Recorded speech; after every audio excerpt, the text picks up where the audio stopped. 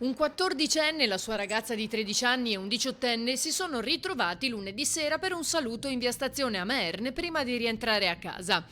Erano circa le 21:30 quando nei pressi del supermercato hanno visto un gruppo di 6 o 7 giovani con il passamontagna. Insospettiti da questo gruppo che si aggirava indossando i passamontagna, i tre hanno deciso di spostarsi dal parcheggio del supermercato dove si erano ritrovati per andare verso la chiesa seguendo via Stazione. Poco più in là è iniziato il pestaggio. Una brutalità inaudita. Il gruppo li ha avvicinati con la scusa di un'informazione. Poi uno di loro avrebbe tirato fuori un bastone dai pantaloni puntandolo contro il 18enne e dicendo: "Questo qui ha la faccia da finocchio", secondo quanto ha riferito un familiare.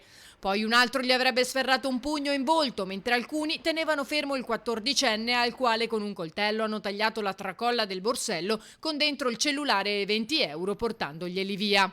La ragazzina è riuscita a scappare.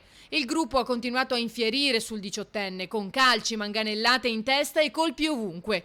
Tutto è durato pochi minuti, ha raccontato un testimone che era fuori con il cane e che avrebbe chiamato l'ambulanza dopo aver preso il numero di targa dell'auto su cui gli aggressori sono fuggiti.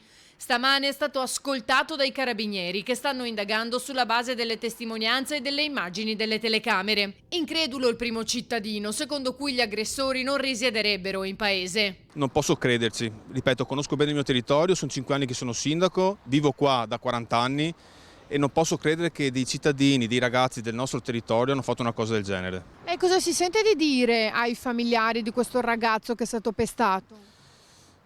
Non è facile, soprattutto io ho una figlia di 9 anni, quindi il ragazzo, uno aveva 14 e uno 18, quindi posso capire che sono molto arrabbiati, però devo anche dire che dobbiamo stare attenti un attimo che a quello che si dice in giro, perché comunque c'è il rischio di far passare un paese come Maerne, come Martellago, come Olmo, come il Far West, e invece onestamente negli ultimi anni fatti del genere non sono mai successi e non devono più succedere. Sicuramente noi come amministrazione, come forze dell'ordine, come cittadini dobbiamo garantire la sicurezza ai nostri giovani. Saccarola lancia un appello. Abbiamo bisogno di tutta la cittadinanza che ci dia una mano, perché chi ha visto deve denunciare, questo è importante e lo dico 2 volte, dobbiamo denunciare, perché grazie a queste cose qua riusciamo a capire chi sono queste persone che hanno fatto questo fatto gravissimo.